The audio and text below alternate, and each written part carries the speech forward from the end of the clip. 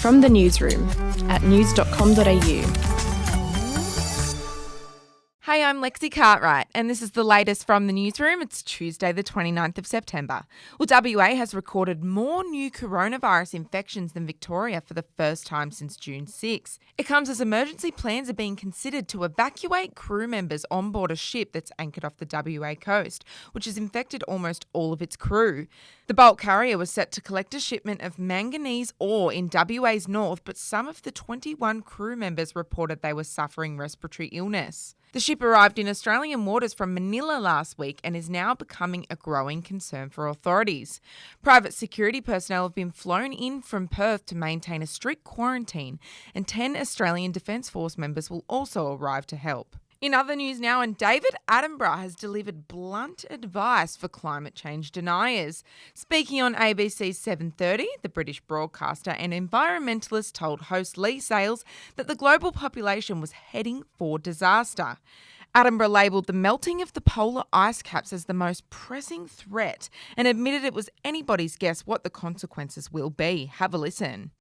If you're going to have all those thousands of tons of fresh water in the ice caps, melting and going into the sea, rising the sea level, changing the salinity, changing the climate, the way in which the winds circulate around the world, you are interrupting and changing a fundamental rhythm that our world has lived with for centuries, millennia.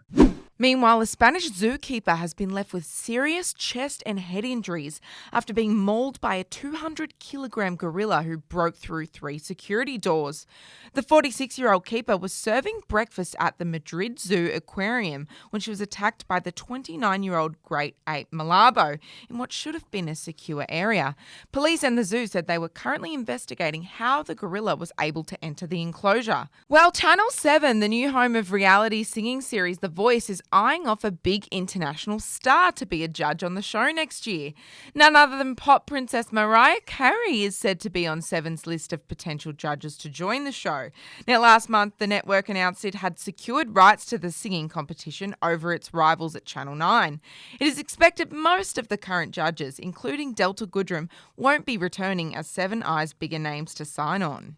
Finishing with some big sport news now, and to the NRL, Mal Meninga could make a stunning return as Queensland coach if Kevin Walters is forced to walk away from the Maroons to take charge of the Broncos. Queensland Rugby League chairman Bruce Hatcher told News Corp Meninga was discussed as a Plan B option if Walters resigns ahead of the historic November Origin series. Walters has been formally told he is the Broncos coach, and Brisbane are likely to ask the Queensland coach to stand down immediately.